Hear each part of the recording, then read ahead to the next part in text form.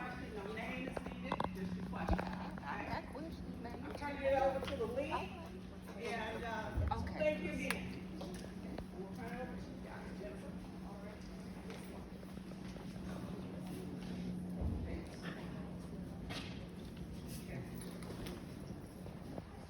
All right, good afternoon, everyone. On behalf of the League of Women Voters, welcome to our forum for the candidates who are running for Alderman of Bellefontaine Neighbors. I'm just going to very quickly go over the rules of the road for our forum this afternoon, and then we will just get right into the questions. First and foremost, we would just like to remind everyone that we call this event a forum. It's not a debate. The candidates will not be addressing each other, but rather they will be addressing questions that are coming from you, the audience. The volunteers are handing out cards. If you have a question, flag down a volunteer, write your question on the card, and they will bring it up to me. The only thing that is not fair game for this forum this afternoon is that the questions need to be of a general nature that can be answered by all of the candidates. We are not going to be directing specific questions to individual candidates. Each candidate will have 2 minutes to make an opening statement. They will have 1 minute to address the questions, and then they will have 2 minutes to make a closing statement.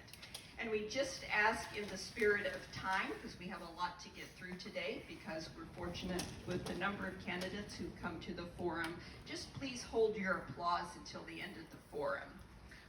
Lisa will be our timer. She will be signaling the candidates when they have 30 minutes remaining in their time, and then when they, 30 seconds. Thank you, Lisa. That would be a long afternoon. Okay. So Mr. Gillespie will make the first opening statement, then we will rotate through the candidates. Each one will take turns having the first opportunity to answer the question, and then Mr. Nelson will be the first candidate to start the closing remarks. And with that, let's get this show on the road. So I will turn it over to Mr. Gillespie for his opening statement. Good afternoon. Good afternoon. My name is Wesley Gillespie, and I have been a resident of Bellefontaine Neighbors for 8 years. In this month, I celebrated my wedding anniversary with my better half, Felicia. I have been a resident that is concerned about some of the things that are happening in our community. As I tell people, I live on the other side of the railroad tracks, in the older side of Bellefontaine Neighbors, where I have a lot of homes, over a dozen homes that are vacant. Speeding cars going through the neighborhood when kids are out playing in the streets. I feared something could happen. So my thing is that I bring 35 years of business experience. I've worked in retail during that time, worked for some of the largest retailers in the country, and I've moved 8 times throughout the Midwest, opening up stores, working with different chamber of commerce, creating jobs, and just bringing new life into communities. So with that, that's who I am, and I am pleased to be here today. Thank you. Good afternoon. Thanks to the League of Women Voters. I mean, really, you guys are a big deal to our country. So I appreciate that. Not to mention you're my favorite candidate. So I'm Michael Weezy. I've been here at Bellefontaine since the Eisenhower administration. I was on planning and zoning. Tommy appointed me as alderman for a while. My biggest strength is I've been in the construction business forever. So I love planning and zoning. I love permit stuff, you know, making sure our houses are more valuable and safer for the neighborhoods. And it just so happens I happen to be good at that, so that's probably my biggest strength. Beyond that, though, I have a lot of ideas about development. The more people I talk to about developing property here, the biggest thing I hear is we have to have a functioning government, and we have to have safe parking lots. so women can go to the store and people can feel safe in their neighborhoods and walk their dogs and do all the normal things we all like to do. So I'm hoping my biggest thing I can bring forward is collaboration with everybody and trying to figure out to do the right thing for the city and not for us. Thank you.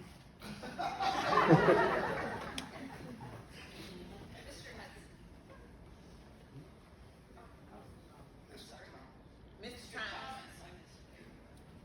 Yes, good afternoon. Thank you, League of Women Voters. My name is James W. Thomas Sr. I currently serve as the Alderman for the 3rd Ward here in Bellefontaine. I also serve as the President of the Board of Bellefontaine, the City of Bellefontaine. I was appointed in 2019. I ran in 2020. I was elected in 2020 to serve the people here in Bellefontaine. I have achieved the status of certified municipal official from the Missouri Municipal League. And basically what that is that I took all the classes, I passed all the grades, and I know parliamentary procedure, I know how to run a meeting, I know how to keep a meeting flowing. I serve as a citizen of Ward 3.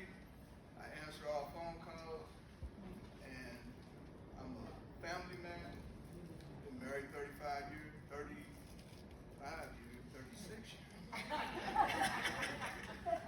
And we have 5 children, which we all raised here in the city of Bellefontaine. Thank you. Hello, I'm Carla Hudson. I am a resident of Ward 3, and I have more than 10 years combined in Ward 3 and Ward 4 of being a resident. I decided to run because there's nothing getting done in City Hall right now. The dysfunction was driving me bananas to where I wanted to run to make change. We're in need of change at this time, and we're in a good place right now to be making better decisions than we are making. I promise to come to the meetings totally prepared to conduct business so that we don't have to table everything till the next meeting, resulting in nothing being done. Have a good day. Hi, thank everyone for coming out. We are happy that you're here. I'm Alderwoman Elise Dales for the City of Bellefontaine, Ward 4. I've been elected twice, sitting in my seat. I ran because there was a need.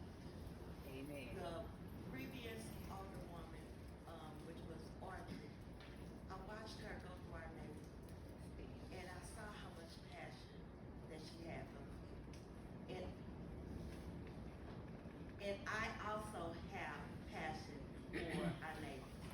I am continually walking, talking, building relationships. And I know that our home is our safe space. And that's what we live for every day. And that's what I work hard for, to make sure that what's at your front door is what you want, where you're safe, where you're comfortable coming home, driving on smooth streets, not worried about what's going on behind you or around you. And my passion is for what's at your front door and how to help you with anything that I can. Amen. Mr. Nelson. Hi, thank you for coming. My name is Brian Nelson. I'm a candidate for Board of Alderman for Ward 4. A little about myself. I've been a resident and property owner since 2006. I have over 23 years of experience in the financial industry, and that ranges from foreclosure supervisor, contractual dispute, contract resolution, risk management and oversight, governance and compliance. I also have my bachelor's degree in business and administration with an emphasis in human resources, a master's degree in divinity at Eton Theological Seminary. I'm also on the board of directors for a New Cornerstone, which is a nonprofit organization, and also a facilitator for the Children and Youth Education Program.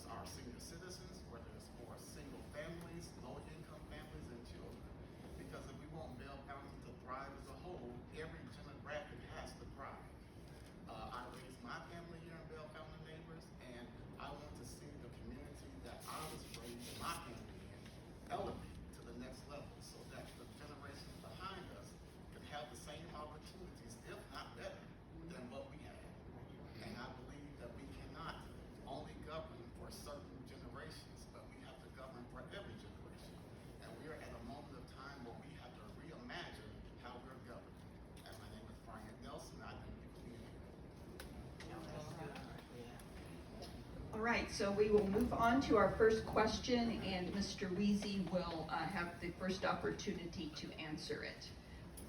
What current issues do you view as a priority in our community?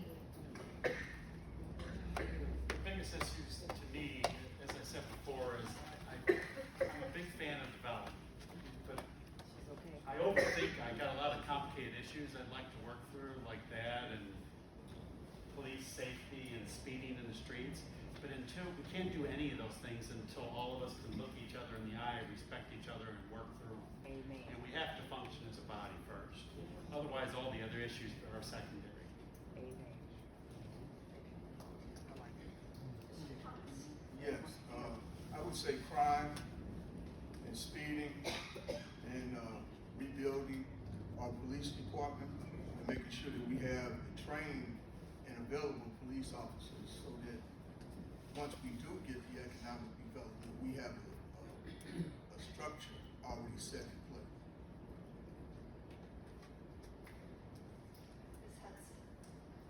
I would say safety and taking care of the financial needs of the city as far as having enough staff so that we can provide services to the residents. Right now, we don't have enough staff and we still are without a police chief, which would cover safety. Ms. Dalis. Could you repeat the question again? Certainly. What current issues do you view as a priority in our community? I view speeding, the problems with speeding,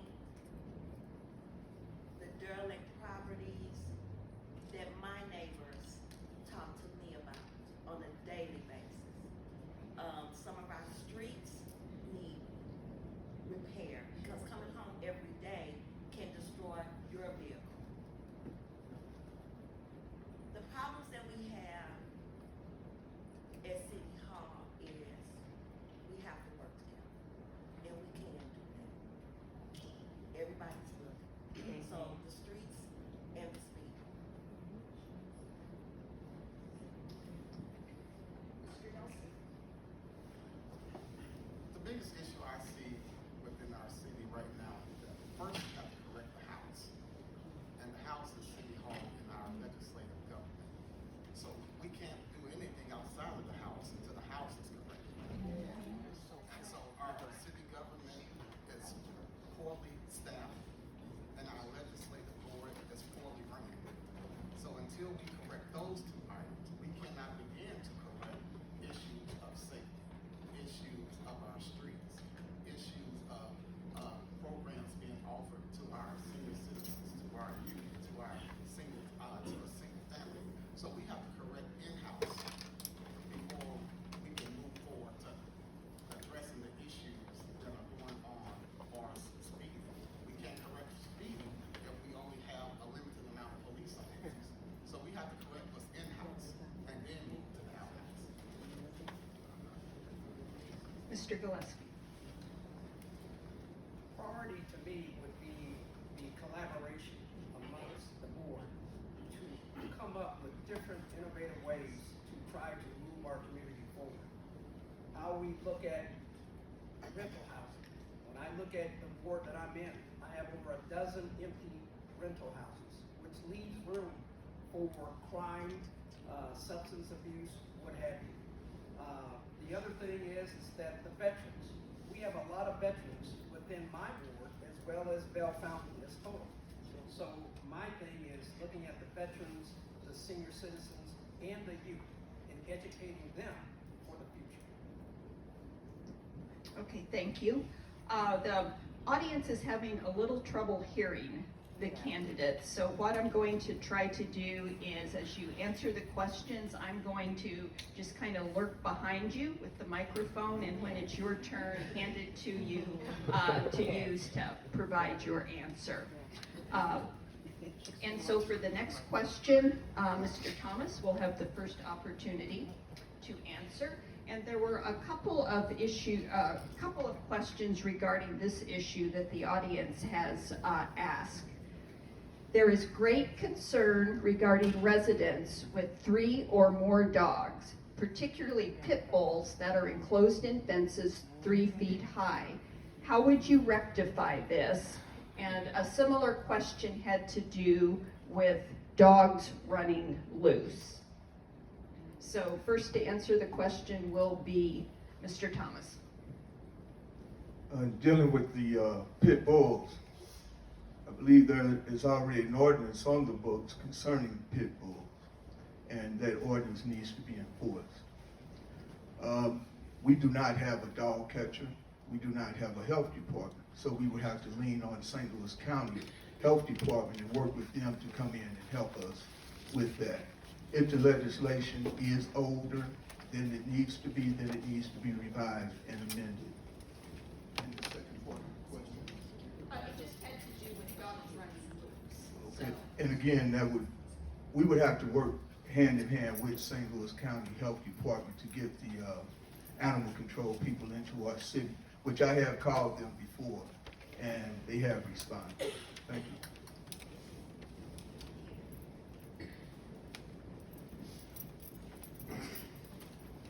One of the issues I would take care of first is the 4-foot fence ordinance. So that needs to be revised so that we can have privacy fences. In addition, we do have ordinances on the books regarding pit bulls, and we have to educate our residents with registering their dogs. That way they know in advance if they're violating an ordinance that's already in place. And then, yes, we would have to call St. Louis County Animal Control for the dogs that are running loose.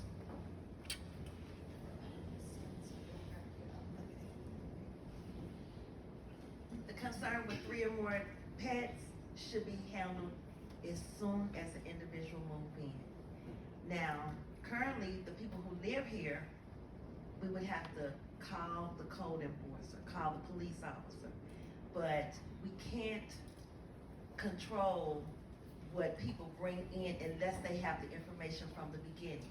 So if they have the information from the beginning that they can only have 2 pets, what the dogs are, that's one way of solving it. We have to inform our residents, and we have to also inform the owners and the property owners of the people that they're renting to. The other issue with dogs running loose, we can call the police, but sometimes our policemen can't get to them.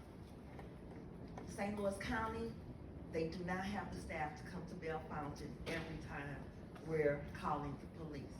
So the best thing for us to do is try to handle it within our city and try to see if we can get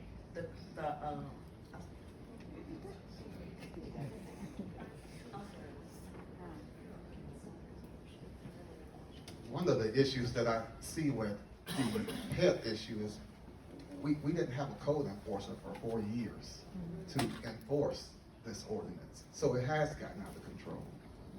So one of the things that we need to do is to empower our code enforcer to start enforcing it and partnering with our police department. The code enforcer and the police department have to work in conjunction to enforce that ordinance.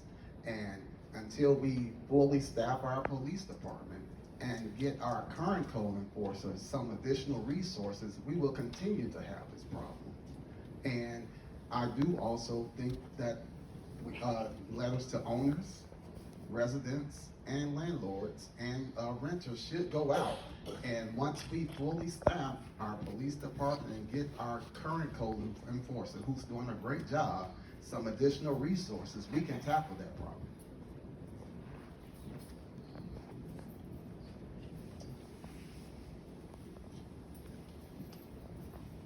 I've seen this issue time and time again in my area of the neighborhood of loose pit bulls running around. From what I've noticed and observed and dealt with, some of the issues come from rental property when it's being rented out. All of a sudden you would see 1 dog, then 2 dogs. You would see 2 people that were supposed to be in the house. Another 3rd person, 4th person shows up with a dog. Those dogs are running loose, and that is something that, like my other friends say here, you have to have good code enforcement, but we also have to play part in picking up the phone and letting somebody know at City Hall, being your alderperson. Do you really want my voice on a microphone? Hello. So I agree with a lot of what was said here. I am a huge advocate of Felicia. She's our code enforcement person, and this woman is a tour de force. We gotta live and die by the rules of the city, the ordinances. We need a lot of updates on ordinances, but we got to live and die by those we already have. In terms of, if a neighbor knows a neighbor's got these dogs running around loose, I think they ought to be able to call City Hall and get that notification out. But if we go back to the whole permit process, the permits, we talk a lot about raising the rates of permits because it's good revenue for the city, but we can't make them so high that people are gonna avoid paying them to begin with. You know, if it makes it a low enough permit fee, they're more likely to get that permit and do the right thing, and then the city knows what's out there. So we have to use good judgment.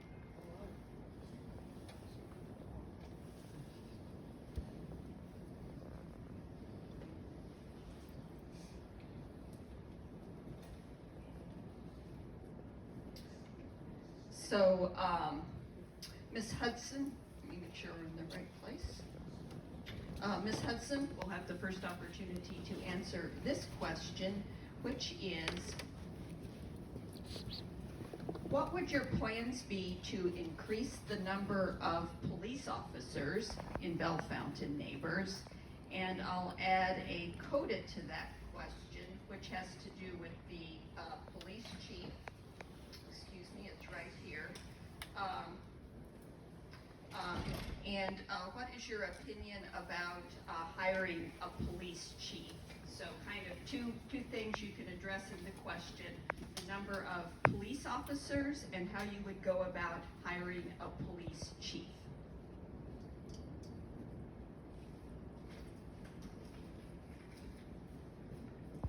At this time, we are definitely without a police chief. However, we had a meet the candidate night, and that was a perfect opportunity for us to make a decision as residents. In addition, our aldermen, the police officers, and the mayor, they all had the opportunity to interview the two gentlemen, the two finalists as well. So my first initial thing would be to hire a police chief, hire the person that's most qualified. And I think we had all gotten into agreement on who that person would be. However, there was a difference of opinion when it was time to announce who the candidate was going to be. In addition, we need to have money in the budget to do hiring forums. We need to do different fairs. We're losing all of our police officers due to pay, and they're going to other municipalities that have the money.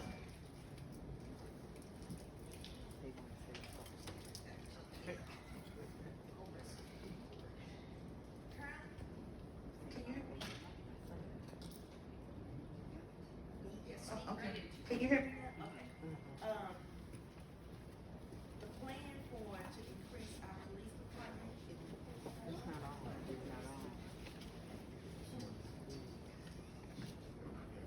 Can you hear me now? Yeah. The plan to increase our police department is the first to see why there's not retention. The new officers that come, they don't stay. So that's what we need to do. I think currently right now we have a full staff of police officers. We don't know because we haven't been given that, the board hasn't been given that information, but we need to find out why the policemen that do come, why they don't stay. The other thing about the police chief, our police chief needs to be someone that knows the community and loves the community and can work with the community. And hopefully we'll pick another police chief. Hopefully we'll open it back up. But currently right now, we need someone who can really, really work with the neighbors, the children, the schools, in all the communities.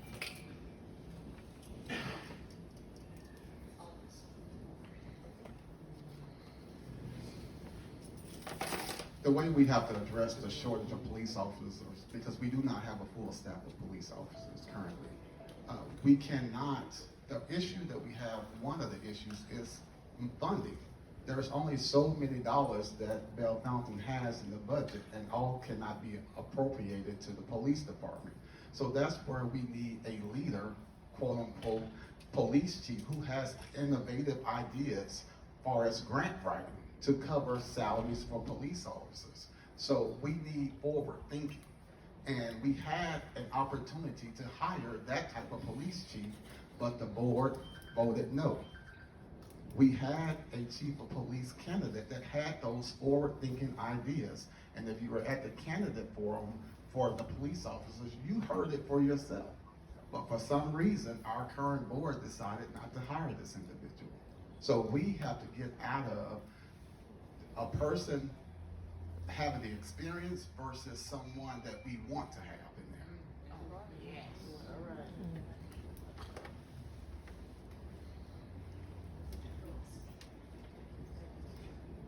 So I was also at that forum that night, and qualifications mean a lot to me, especially when it comes to our safety.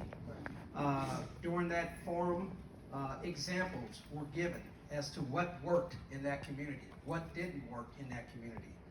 I didn't see that from the other candidate. Hard facts matter.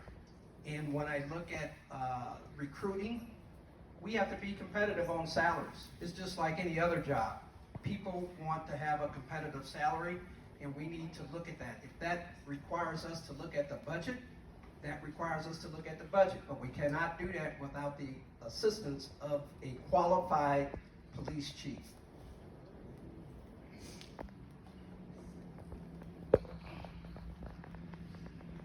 So the good news is, for all of us as workers, it's a tight labor market. The bad news is, as an employer, it's more difficult to keep employees. So, you gotta pay them a good salary. We just lost Jimmy, the kid that runs the Parks and Rec, because he went for a raise, right? And he was a good employee. So the thing that's important in this particular market is you've gotta make it a good place to work. And if this dysfunction doesn't help, we as aldermen got to stay the hell out of their business. Let the police chief run the police department, let the mayor run the city, and just keep in our lanes. And they'll be happier, and we got a better chance of keeping them, I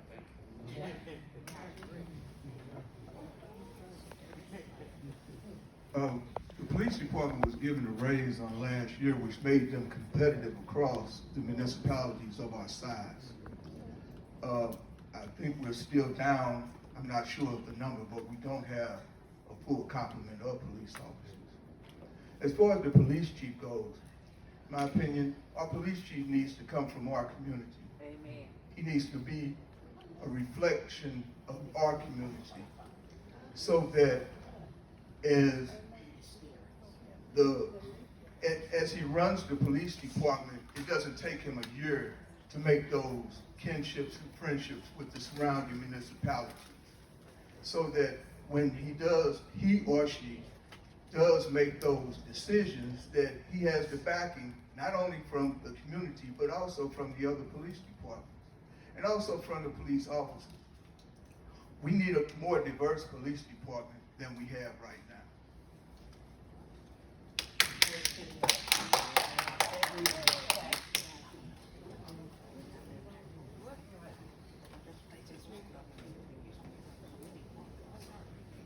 And for our next question, Ms. Dailies will have the first opportunity to answer.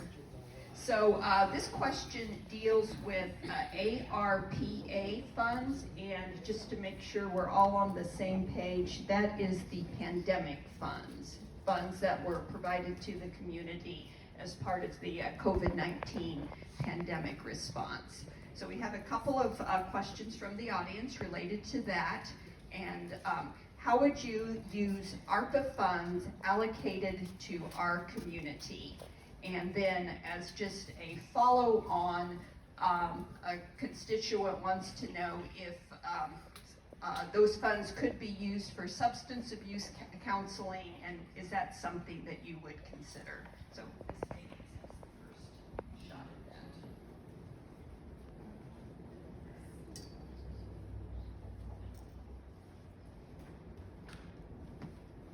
that.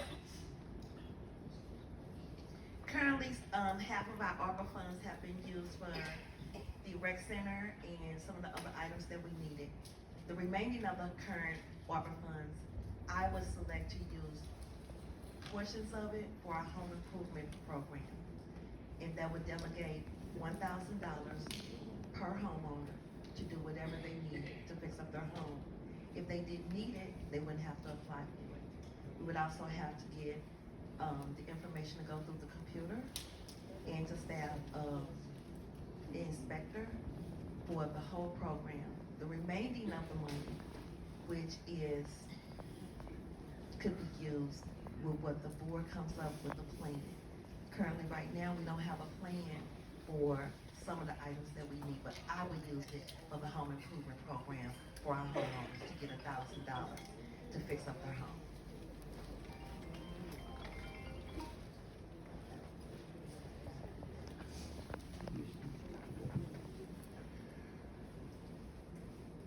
First, we have to determine the actual amount of dollars that are available, considering that a lot of those funds have already been allocated. Specifically with the home ownership program, the mayor requested that the board take this issue up in May of 2023, and nothing was done. Our program wasn't introduced until February 2024. That's 10 months of no action. So we can't just throw up programs when it's election time, because the mayor asked for this a long time ago. And so we have to be more diligent in taking care of the city's government business, not when it's convenient for us, but when it's convenient for the seniors, for the citizens. Also, we have to ensure that the programs that we're offering meet the qualifications for what the government says that money is being used for. And at the time, I don't believe substance abuse counseling fits that qualification.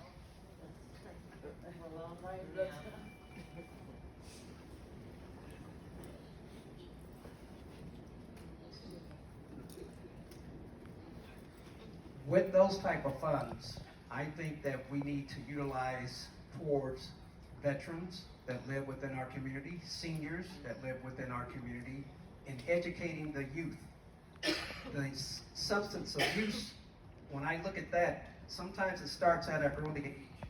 And I think when we educate our youth so they can stay away from those things that will hook them for life, we need to have some type of education program. And I think if the board would go ahead and get their act together, for lack of better words, then we can move forward in putting those programs into practice.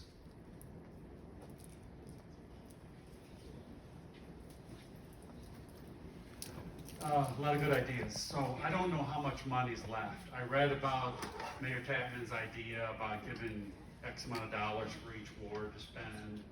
And then I read about the building code thing. I think that's a cool idea too. My only suggestion, I don't know how much money's there. So I think if we all say, oh, what's your top 3 ideas? Put those in front of the board and let's vote like you're supposed to vote. I mean, put the details down there, and if 6 of us like it, off we go, right? 5 of us, I guess. I think that first of all, we have to have a plan.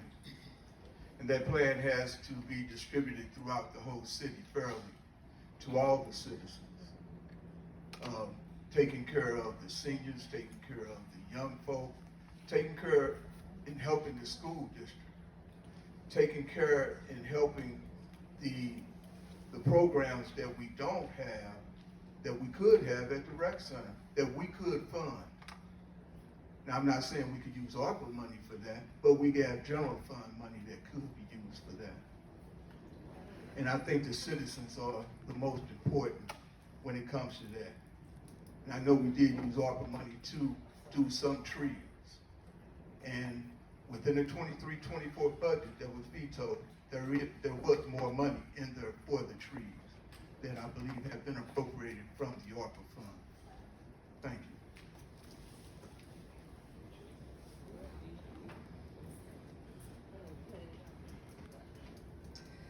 I feel that there's a lot that could be done in the community, and I think one of the very first things we should do is ask our residents and our citizens what they need and what they need as well. I think we could all come together, you know, and try to work on it and come up with some programs, because something needs to be done with that money before we have to give it back.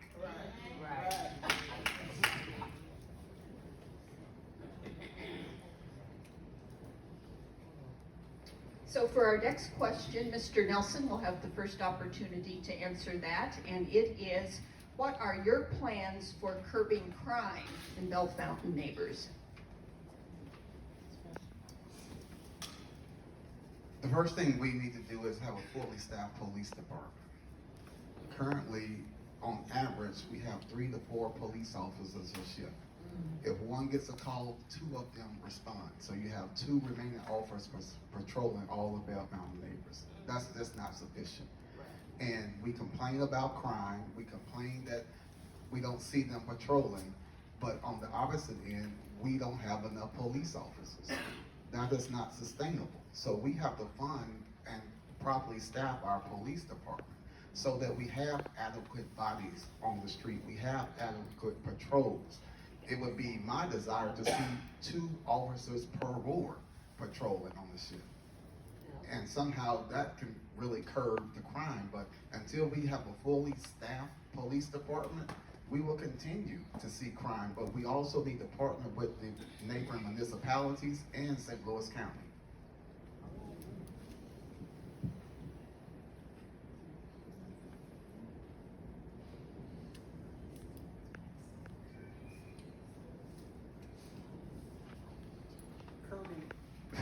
Curbing crime starts with the police chief. We got to have a leader for the police department in order to devise a plan to address the crime that's in the neighborhood. As I mentioned earlier, when you have derelict rental properties, vacant rental properties, that lends itself to crime in itself. The staffing issue continues to be brought up during this forum. Again, I go back to having competitive wages. Yes, there is competitive wages that are out there that are pulling people away. But one thing that we're not doing is that we're not looking at some of the resources that we have to get more officers right at Lincoln University in Jeff City. They have a very active police training academy, and a lot of good officers come out of there. So I think we need to look at it twofold. Get a police chief that is qualified, that is bringing progressive ideas.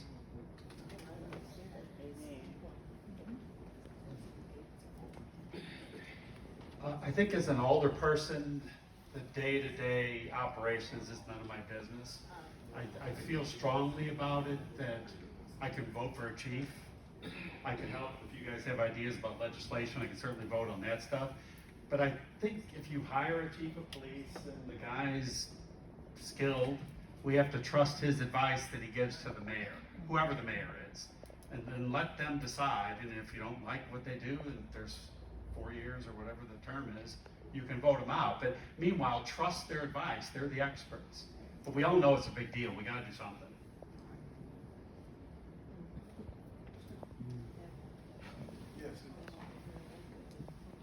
In order to curb crime, we have to fully staff our police department. I know we've mentioned that before. And within the neighborhood, we have to create neighborhood watches and block units. We have to put the eyes back on the street for the citizens to call when their suspicious auto is in the neighborhood. And given the fact that we would have a fully staffed police department, then the response time could be better and the evidence would be better. But again, neighborhood watch and block units can help us to become not crime free, because crime is never going to be free.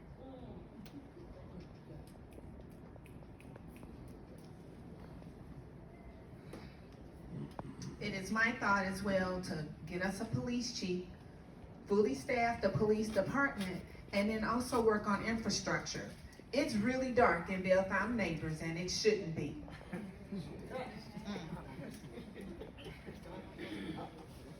Some of the suggestions that I have to curb crime is to talk to the neighbors to start the block units. Ask them to turn on the lights. Keep their properties well lit. Know who their neighbors are. The crime is gonna come from the homes. We could have a police chief, that's not gonna stop crime. We can have a fully staffed police department, that's not gonna stop crime, because crime comes from everywhere. But if we keep our neighborhoods, know who's in the neighborhood, turn on the lights, watch your neighbors, that may decrease some of it, because criminals don't like to live around people that's watching them. So we have to all work together, the police department, the people who live in the community, know who's in your community so we can report the items, and hopefully, once reported, something might be done about it. Because we're dealing with some stuff today that the police, it's nothing that they can do.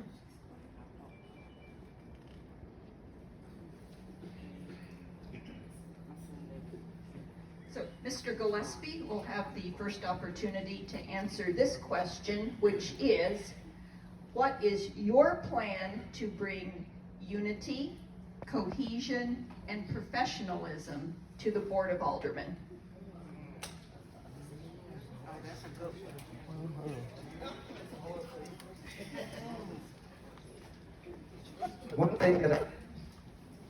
One thing that I did not mention on my opening statement is that I am an elder of a church. And those of you who have held deacon roles, elder roles in churches, that's one of the hardest group to bring a collaborative effort in moving forward, because there's 1,000 opinions that are coming at you. I think what I would bring to my colleagues is to listen to the ideas, because everybody that you've heard up here have great ideas. We just need to come to an agreement and move on it. And if it doesn't work, guess what? That's life. We go back and we come up with another plan.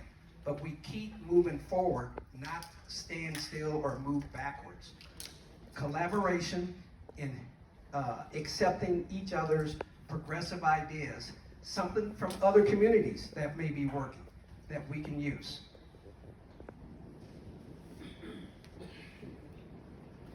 I've gotten in trouble over the years from people like Dinah and Tommy because I get a little preachy and I don't have no business doing what they do for a living. But I mean, really, I've told everybody countless times, we gotta look each other in the eye and listen, because collectively we have good ideas. We just have to be open to them. And, you know, I mean, everybody up here is here for the right reasons. We just gotta listen to each other.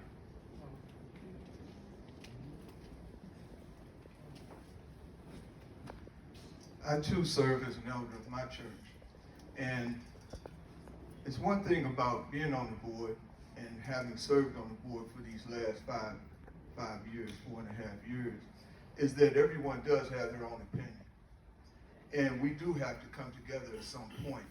But at the end of the day, the statute states that we vote, and whatever the vote is, then if that's the majority, then we move on.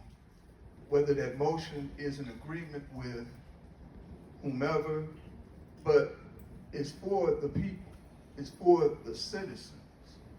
And as we move forward, I would hope that the board takes advantage of the wealth of training that the Missouri Municipal League gives, and that they can also become certified municipal officials, so that we can collectively work together.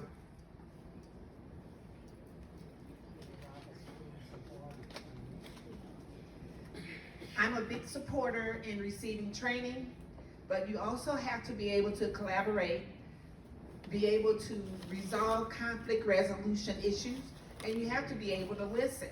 You know, like the gentleman to my right indicated, you know, everybody does have an opinion, but you do have to make the effort to truly listen and not just pretend to be listening to what everyone else is saying because you have a different opinion.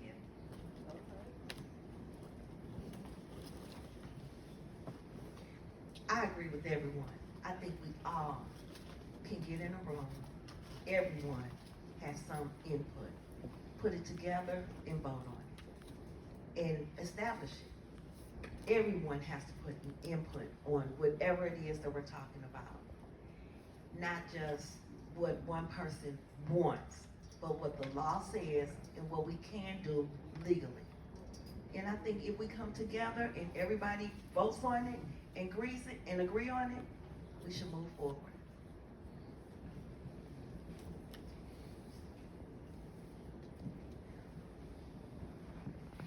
I think it's time that adults start behaving as adults on the board of Alderman. Currently, in a lot of meetings, we don't have adults behaving as adults. And so what I plan to bring is a steady hand, one that's willing to compromise, one that's willing to listen, one that's willing to ask questions when something doesn't make sense, one that's willing to roll up my sleeve even with someone I don't agree with to find a common denominator where we can agree. No one is going to get 100% of what you want. But if you sit down and work together, you can come to a place where everyone feels like they've won somewhere, and you have the feeling that you can go back to your constituents and say, we didn't get 100%, but we got this, and we can live on that hill. But until we stop taking the ball and going home because we didn't get 100% of what we wanted, we're going to continue to have a dysfunctional government.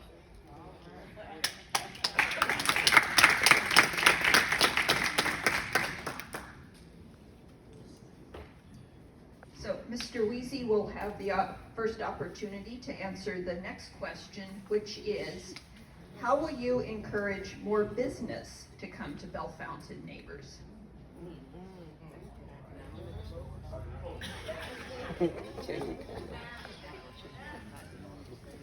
I've been doing this for years. I golf with people, I golf with developers, and their biggest problem is dysfunction. So if we have a functioning body, it'll be so much easier. Because in the end, they just want to invest money and make a living like the rest of us. Mayor Tommy and I feel strongly about a restaurant or a hotel and stuff like that. But we have to understand that there's not a line out the door of developers. So we have to get them in the room so we have a seat at the table and convince them that we're the right place to make an investment. Because I think we can leverage what's going on with the zoo. They're putting a harbor down at 270. You know, I mean, these are things we should be able to leverage politically. Hopefully. I believe in order to bring more businesses to Bellefontaine, that we have to put ourselves at the table. We have to get to the table and find out where they are. The Riverport, I forget what the name of it is, Marine Riverport expansion for Riverview and 270, which is going to be right at our front door. The zoo, zoological park, is going to be right at our front door. But right now, we don't have any hotels. We don't have any restaurants for them to come to. So we have to put ourselves at the table. We have to find the investors to come in and say, yes, Bellefontaine. And yes, the board has to be in agreement with the point of, yes, we are going to agree to let ABC come in.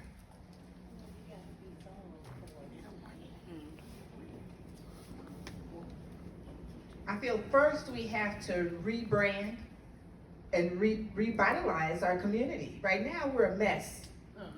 And we have to get all those improvements done before we can start trying to solicit business, because right now, people are running in the opposite direction of Bellefontaine neighbors because we're in the news for the wrong reasons.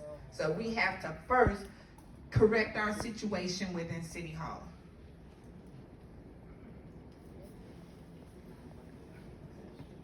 If I had the opportunity to sit at the table with some businesses, I would let them know that this is the right place for Bellefontaine. That we have a beautiful city, we have excellent citizens.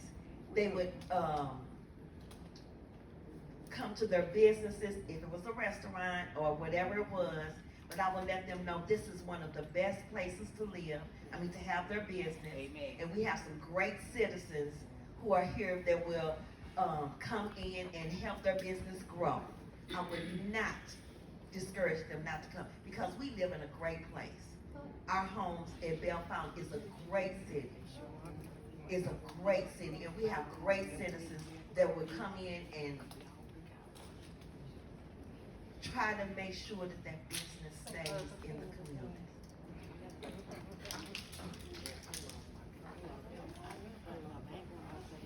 First, we have to stop being reactive and be proactive.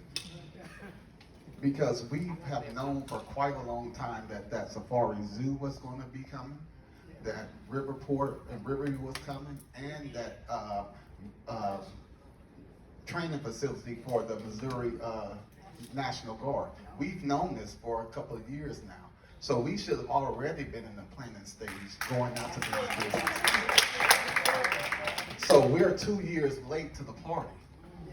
And that's the problem I see with a lot of issues that are going on in Bellefontaine. We are being reactive when we need to be proactive. When they announced that those items were coming, we should immediately begin plotting what land do we have available, what business will fit this mold. Let's get to them. Don't wait for them to come to us. Let's go to them. And if we start doing that and being proactive and stop being reactive, we can get a lot of things accomplished.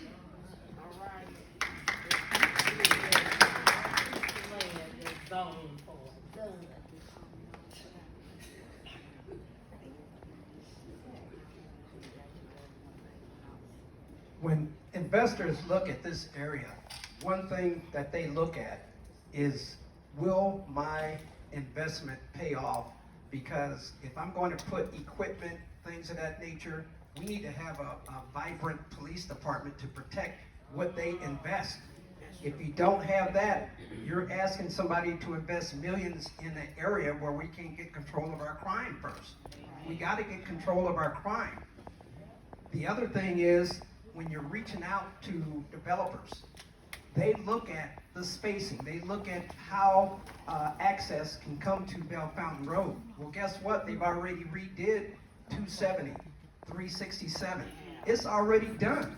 We just need to take advantage, but we got to get the safety under control, because no investor really wants to invest millions of dollars in a community and is getting broken into, damage of things of that nature.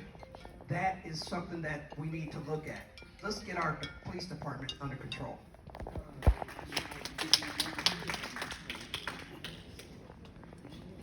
So for our next question, Mr. Hudson will have the first opportunity.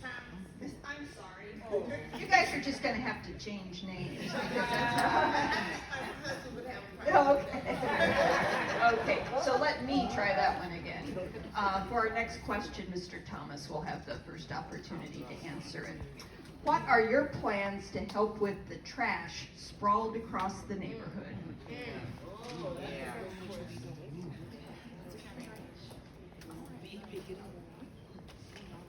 Thank you. I call MoDOT on a regular basis, but MoDOT only picks up trash twice a year on 367, whether you knew that or not. It's going to take a community effort in order for us to keep that trash down that's being blown from other communities back into our community. Again, the block unit, the neighborhood watch, just the neighbors getting together.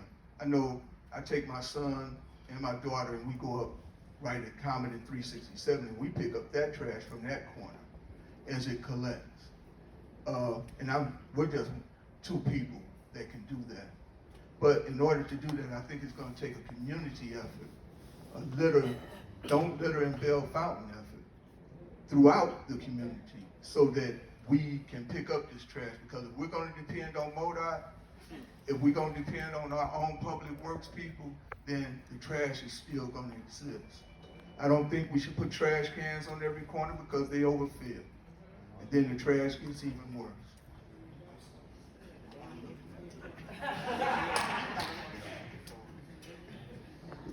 I agree that it's also going to take the community to get this done. Just recently, I want to say last weekend, Jennings cleaned up the Riverview Circle. And I volunteered to help with that effort. So it'll be easy to do if you grab a few friends.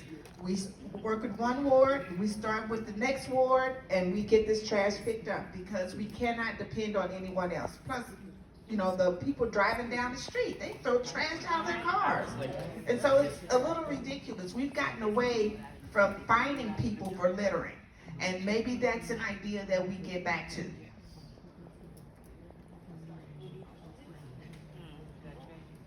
It's gonna take a community effort. It's gonna take a community effort. We have to go out once a month, once every couple of.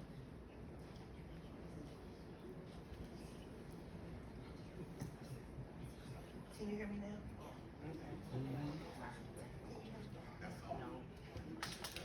Yeah, now? Yes. It's gonna take a community effort. We have to go out at least once a month, once every couple of weeks. It's gonna take a group of people. It's gonna take a community to do it. Because we cannot, depend on our public works, St. Louis County. We have to go out as a neighborhood to pick up trash around our community. A community effort. Everybody has to pick up. Testing? I do agree it's going to take a collective effort, whether that's residents on your own block. I'm constantly on my block picking up trash on my block. So it's going to take a concerted effort from everyone. I wouldn't say that we can't depend on our public works. We just have to say that the public works is not fully staffed to do that. Not that they're undependable. So I would recommend that we all come together as a community and, within each ward, everyone, every Saturday have volunteers that we're gonna tackle this area. I believe some trash cans at certain spots would be a good thing, specifically where you have the bus stops. And if you see your neighbor littering, ask them about it. What are you doing? Like on my block, the kids come home from school, they're dropping stuff. I come out and can you pick that up, please? And then we need to make sure every household has trash service.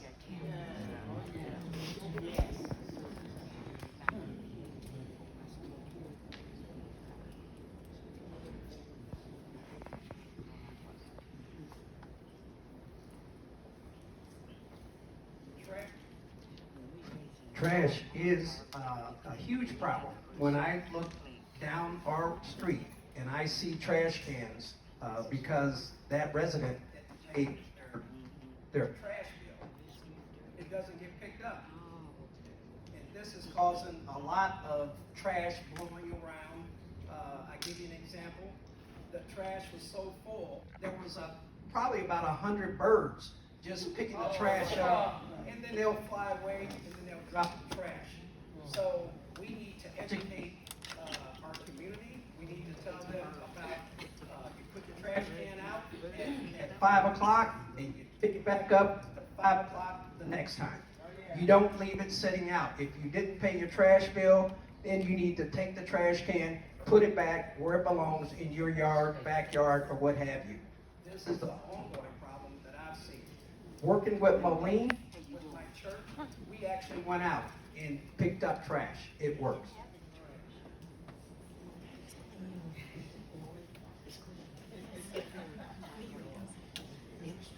Hello, can you right hear me, right? I heard somebody say this is a good question. It's a good question if you're sitting out there, because I don't know the answer to this one. I know it's a terrible problem. Maybe Mayor Tapman's a good communicator. Maybe she can incorporate that into all her communications to all of us, so some of these kids stop throwing it out their window. But I don't know. I mean, you hear normal people all helping in their little neighborhoods, but that's a tough problem for a city to get their arms wrapped around. I'm not sure what to do, to be honest.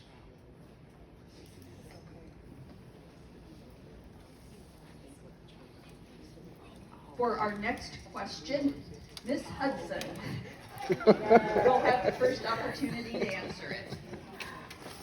What are the infrastructure needs in Bellefontaine? How would you prioritize them, and who would you partner with?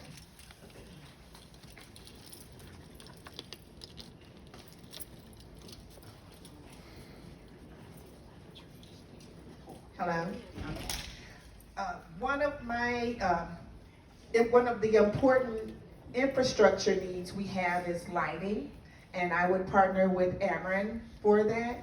We've got a whole lot of, although you have your porch light on, you still don't have any street lights on your street.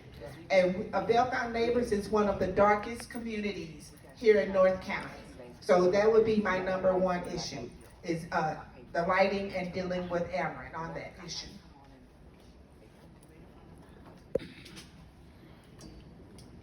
One of our major infrastructures is our streets. We have a lot of streets that were not repaired in 2017, and they need to be repaired. And the streets that were repaired are falling apart now. That's one of my top priorities, to help our board come to where we can get our audits done, so we can maybe come out and get another bond to redo our streets, because they are extremely bad in every ward. As far as the lighting, Ameren gives every municipality money every year to change out the current lights that we have and put in the LEDs.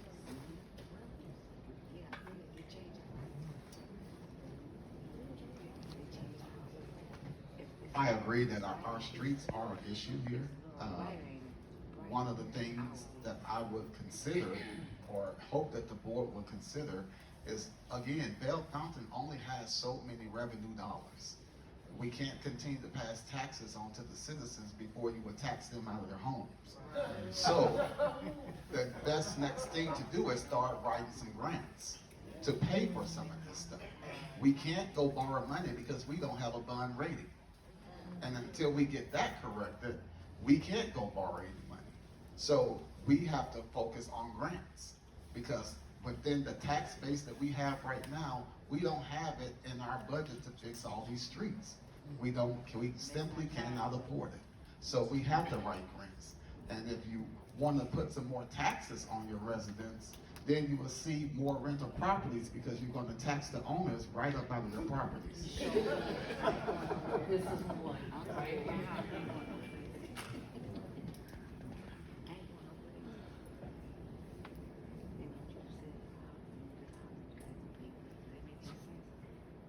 So streetlights are an issue, and a lot of people don't know there's a number at the bottom of the pole.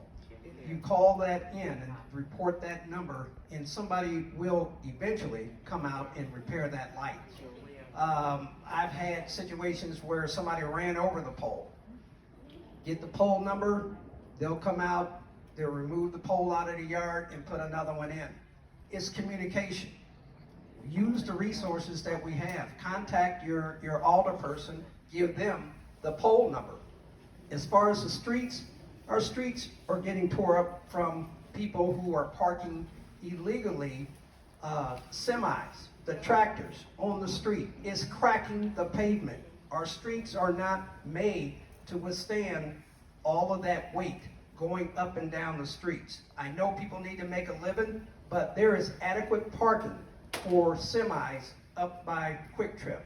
So we need to address those type issues.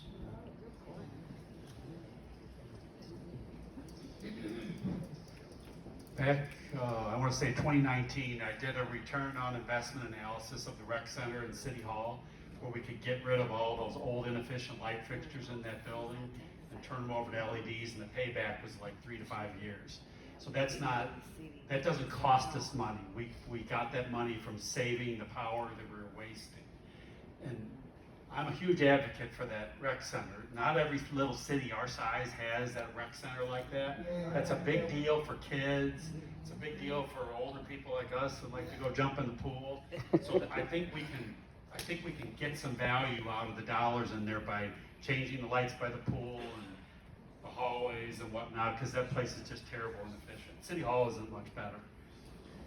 I put a new light fixture at the sign down there on 270 in Bellefontaine a few years ago. It looks like, people that you guys that work here, it looks like we're now fixing that sign eventually. So I think we need to light those signs and tell people that we are proud to live in Bellefontaine neighbors. And that can cost a fortune.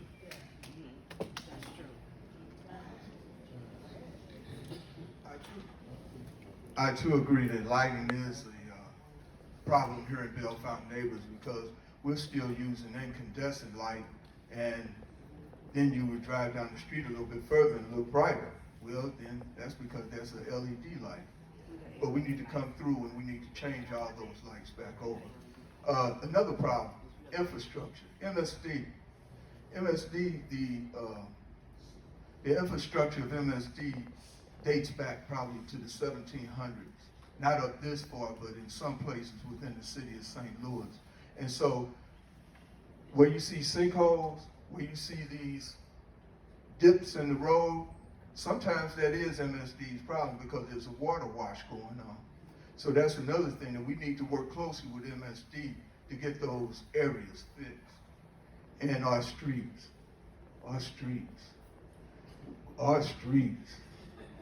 We need to figure out a way to get our streets redone. I know, I'm sorry.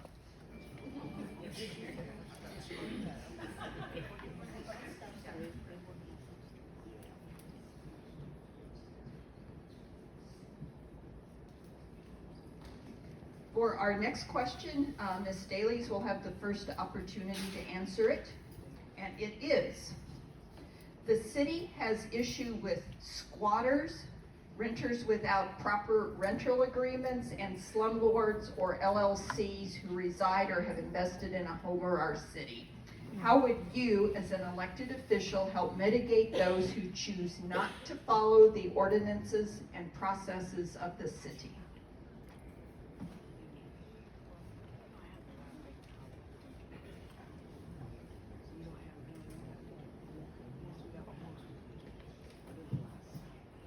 When I get the information, I will report it to the building department and the police department.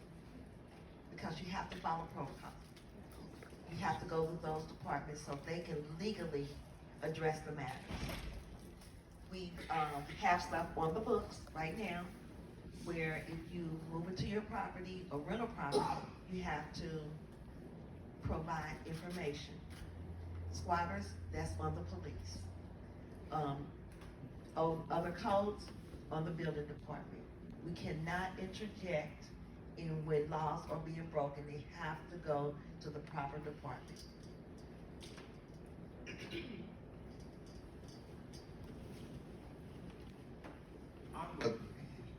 First, give more resources to our code enforcer, where she's able to take care of these type of issues. And right now, she truly needs an assistant because being with Valley Code Enforcer for 4 years, we have a slew of problems within the city of Bellefontaine, and it's too much for one person.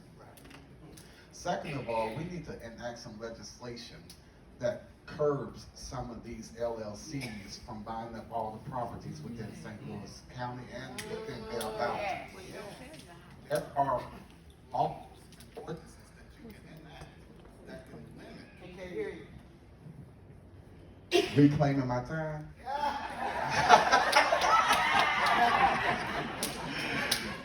There are ordinances that you can enact that will limit some of this, where you can require that the property owner stays within a certain amount of miles from that property. We can enact where there's only a certain amount of rental property within the city of Bellefontaine. Not that you're going to kick out current residents, but once that person moves out, that property can no longer be rented. It has to be sold to a property owner.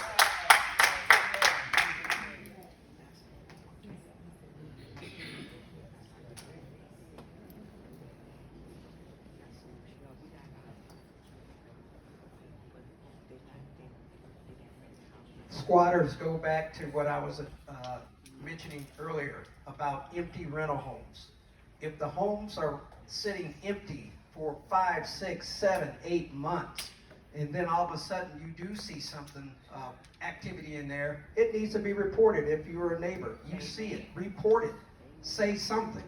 The other thing is that the code enforcer, we need to make sure that the code enforcer is supported. we need to make sure that we communicate to our alder people that, hey, we have this type of activity on our streets and it needs to be addressed.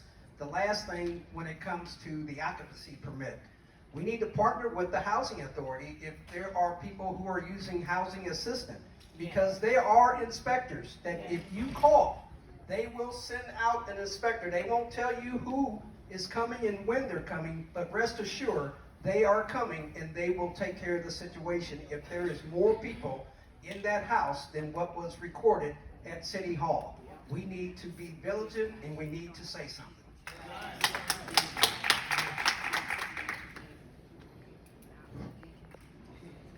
There was a big debate on Nextdoor last week about occupancy permits, and I got the feeling people really don't understand the purpose of them. Bellefontaine, as a city, has to be able to, when somebody moves in a house, whether you're a renter or a resident, you have to go get an occupancy permit. And the purpose of that is the inspector's got to get in there and make sure the plumbing works, make sure the electrical stuff is safe. That, you know, that makes our infrastructure safer, and it makes us a better city. Now, we talk a lot about raising permit fees. We can't raise an occupancy permit fee too high, because then people, as I mentioned before, they'll cheat, and then we won't know who the hell lives there, right?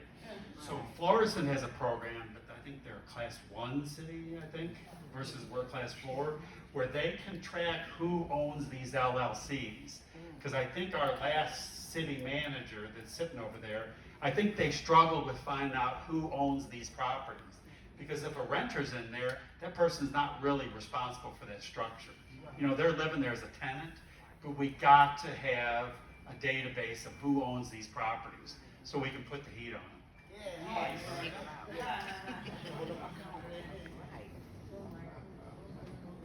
The way to stop the squatters is to make sure that every home has that occupancy permit. And as these residents become empty, then we need to make sure that as someone moves in, you see something, you say something. If that house been empty for 7 months, for 5 months, for 2 weeks, and then all of a sudden you see the U-Haul come in the middle of the night, you call up to City Hall and you say, you know, somebody's moving in the house. You know, and a perfect example of that is the people who do roofs, they come at 6 o'clock in the morning and they can finish in 45 minutes and they never have to get the permit. And so if you see something, say something. And I think that would help a lot. Thank you.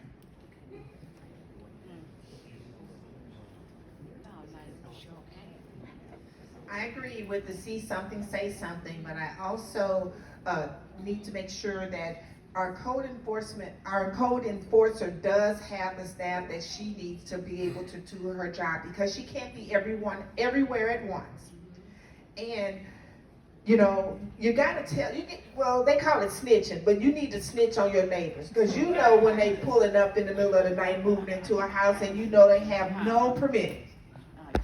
And so in order for you to tell, that sends the enforcer out to verify that someone is actually living in the home. And we could also start to work with the owners so that we know who's actually moving into that house, because it's my understanding, don't we have to have a police report, a background and police check for everybody that's over 18?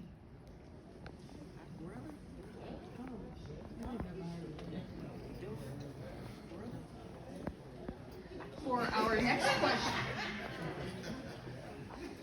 our next question, Mr. Bryant will have the first opportunity to answer it. What is your idea of a healthy relationship between a board of aldermen and a mayor, and how will you help create that for Bellefontaine neighbors?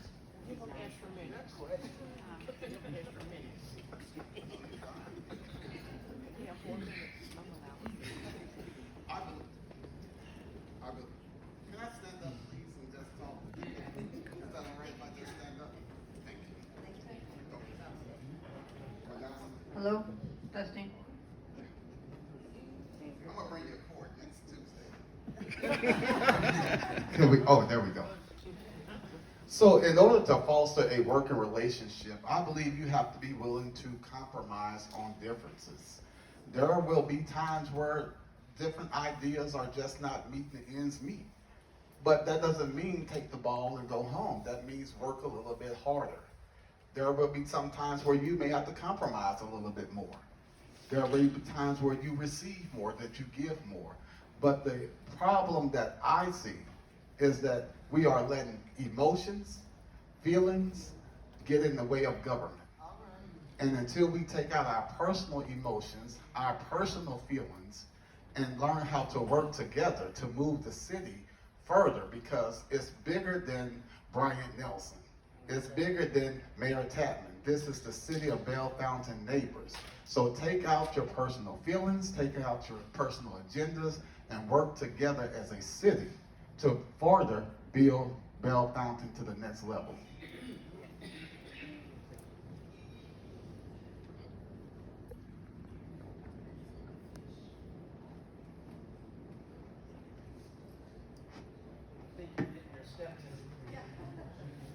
So, for me, this is where my background in playing organized sports. Because if you played organized sports, you know that your teammates have to be on one accord in order to win that game. There's going to be differences. There's going to be a first stringer that probably is not liked by the second and third stringer and thinking that they should be the first stringer. You're going to have that. That's life. And I think all of us, as you've already heard, we have great ideas. I don't think I heard one bad idea up here. If we have these ideas, that's where we need to compromise.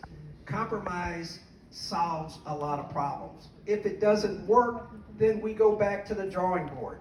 And I think too many times, as Brian has said, we take our ball and go home and don't want to play anymore.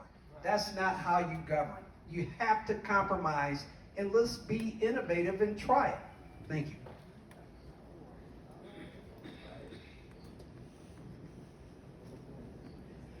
So far, those are the best ideas I've heard. I think we have to lobby each other. I mean, call each other on the phone if you got an idea or you want them to vote a certain way. Try to convince them it's the best way to vote. Don't vote by team, vote by good ideas. It isn't complicated. Isn't it funny how we all say the same stuff? I mean, so then why don't we just agree to move on? We just got to be adults about it.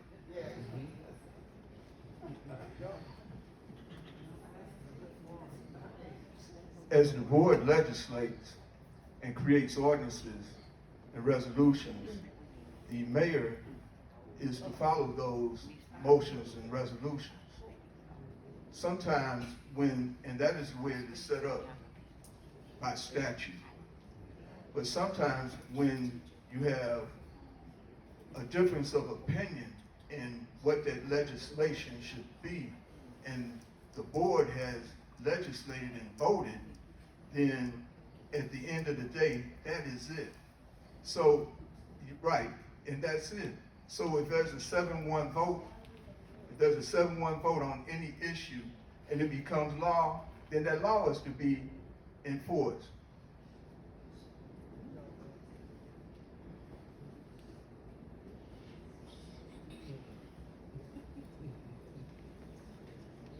I think it.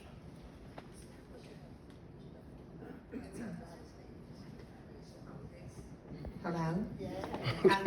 I think it's very important that everyone be respectful, don't take it personal, be collaborative, because together everyone achieves more.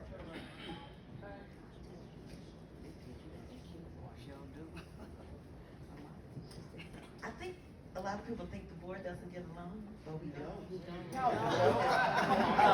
And for the most part, when we're back in closed session, we all come together.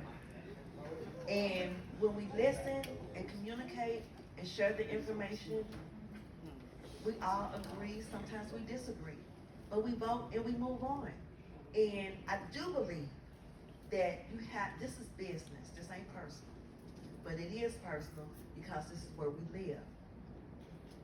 Everyone is trying to get something done to make sure that we all take care of everyone. But for the most part, I believe, sitting there, that we do get along, in my opinion. So, with respect to your time and the candidate's time, I think at this point we are going to go into closing remarks. So each candidate will have 2 minutes to make their final case to you. And so first up will be Mr. Nelson.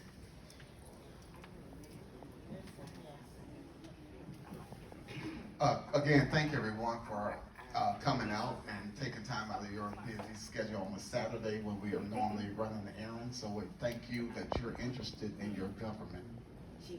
I'm running to bring forth change, and Bellefontaine needs change. The leadership that we have in place is not working for development for the city of Bellefontaine or its residents.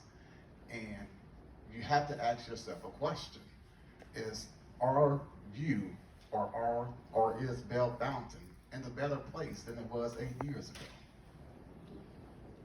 If the answer is no, why continue to vote for the same people?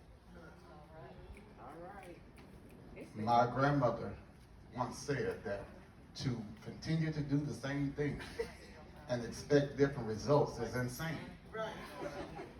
We can't continue to go down this track where we have a board that's not willing to compromise. We have a board that appears to vote as a team. We have a board that appears to have personal agendas. We have a board that harasses and bullies employees, residents, and property owners. These are issues that cannot be tolerated from elected officials.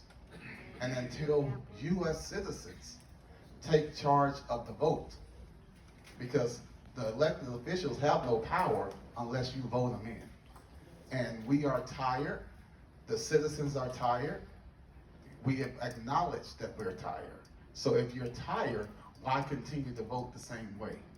It's time for a change. We are in a place where Bellefontaine can do some great things. But if we continue to vote the same way, we will continue to have the same headache. I'm Brian Nelson. I'm running for Ward 4. Thank you.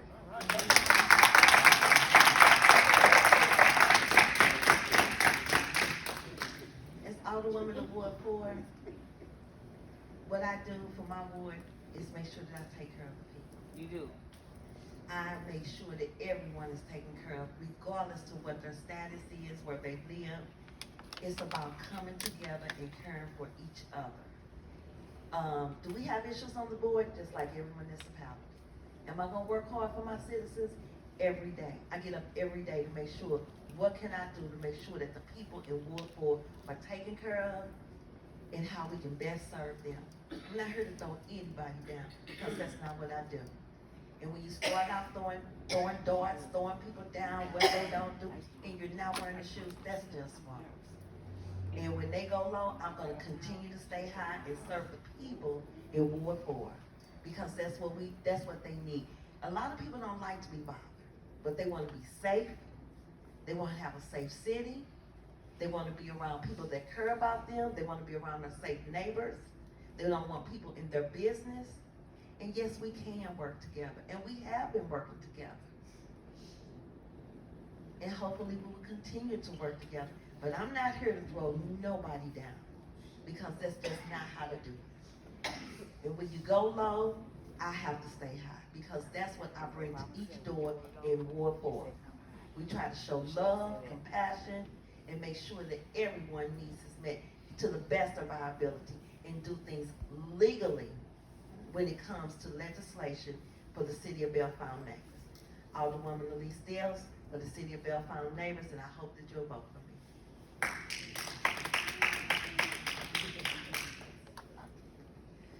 Hello, once again, I'm Carla Hudson. I'm running for Board of Alderman for Ward 3. The reason I got into this race is because I was tired of the inaction in City Hall. I've been going to these Board of Alderman meetings, and this is time that has been wasted that I will never get back. Time has been wasted. There's been no progress.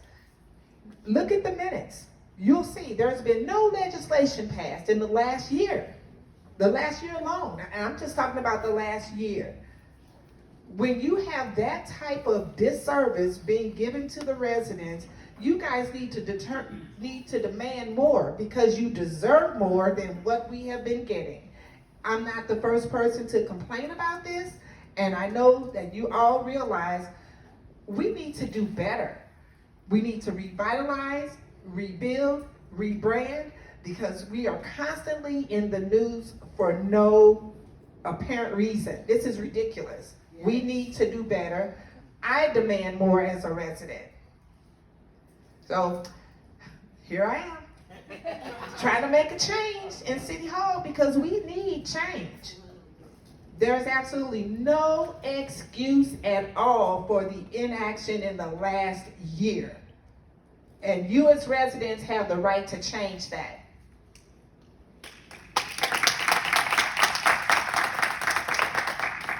Yes, again, my name is James W. Thomas Sr., and I'm running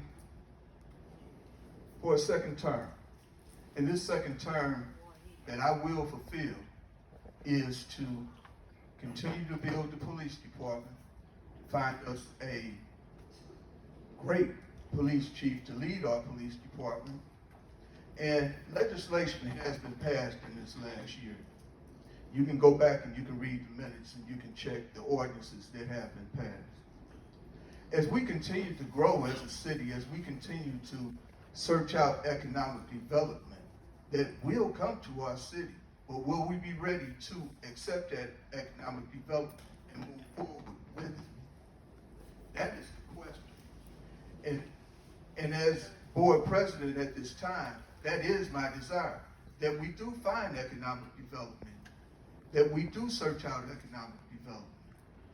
My name is James W. Thomas Sr., and I'm running for re-election to Ward 3 for the city of Bellefontaine neighbors. Thank you, and have a great day.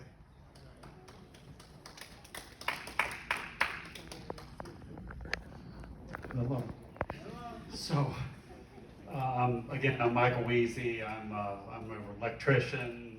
I studied engineering. I'm kind of one of those physical world guys. So I'm probably the most help with infrastructure and housing and stuff like that. I just can't, that's the only thing I know how to do.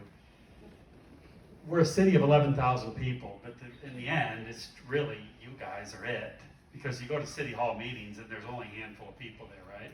So you guys, we have to reflect what you guys think is the right thing to do. I mean, we're just no smarter than anybody else. I mean, we're just a teeny little town, right?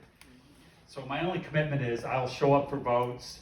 I will commit to not being part of any cliques, because I just have to vote common sense, otherwise my mother will roll over in her grave. If there's any issues or opportunities for developers, I'm happy to go meet with developers. I speak their language. I can certainly try to politic them into considering some of the spaces we have available. Other than that, am I supposed to say it's easy, vote for Weezy?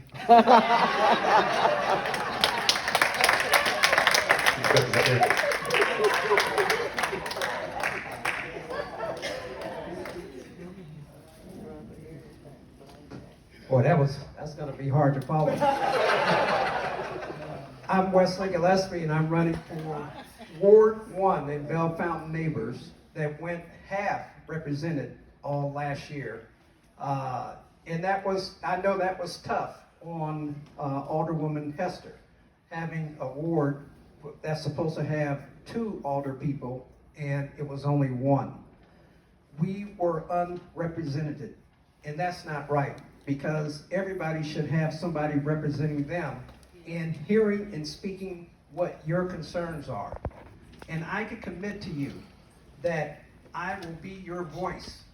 I will be your voice, because when I lay down at night and I hear rapid gunfire going off almost in my backyard, that's a concern. Last year, there was an attempt of somebody to get shot at 1 block over behind our house, talking to the young man that was in that house, convincing him to say something. You're not a snitch. You need to go and talk to the police. I put that young man and the police officer together to gather evidence to find out what happened. Across the street, down the street, the young man that was responsible for shooting somebody, breaking into that, I think it was some type of business, and they were having a party down on Washington. That young man lived in Bellefontaine, Ward 1, when St. Louis Police Department came and picked him up. These are the elements that we're dealing with, and if we don't do something, we need to vote and do something. Just like Brian said, the definition of insanity is keep doing the same thing over again, and you're going to get the same result every single time. It's time to vote. We are looking like at the national level. Thank you.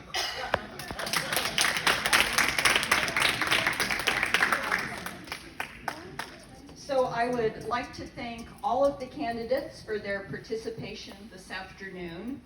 It takes courage and character to put yourself forward like all of you have this afternoon. So thank you. And a round of applause for our candidates.